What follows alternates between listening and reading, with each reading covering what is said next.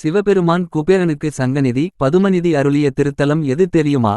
திருப்பதி பெருமாளுக்கே கடன் கொடுத்த குபேரனுக்கு செல்வங்களுக்கு அதிபதியாகும் வரத்தை சிவபெருமான் எங்கு வழங்கினார் தெரியுமா? அதுதான் மதுரை மீனாட்சி அம்மன் கோவிலுக்கு வடக்கே அமைந்துள்ள திருவாப்புடையார் கோவில் திருவாப்பனூர். பலரும் அறியாத இந்த பழமையான சிவன் கோவிலின் சிறப்புகள். மரத்துண்டில் தோன்றிய ஈசன். உணவு உண்ணும் முன் சிவனை வழிபடும் பழக்கமுடைய சோழாந்தக பாண்டிய மன்னனுக்காக அவனது அமைச்சர் நட்ட ஒரு சாதாரண மரத்துண்டில் ஆப்பு சிவபெருமான் லிங்கமாக தோன்றி அருள்பாலித்தார். இதனால் இத்தல இறைவனுக்கு திருவாப்புடையார் என்று பெயர்.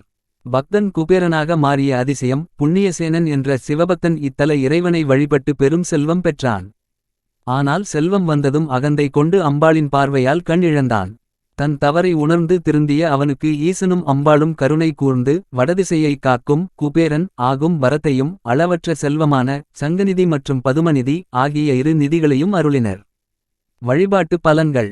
இங்குள்ள சுயம்பு லிங்கத்தை மனமுருகி வழிபட்டால் வறுமை நீங்கும், கடன் சுமை குறையும், தொழிலில் பெருத்த லாபம் ஏற்பட்டு குபேர சம்பத்து கிடைக்கும் என்பது பக்தர்களின் அசைக்க முடியாத நம்பிக்கையாகும்.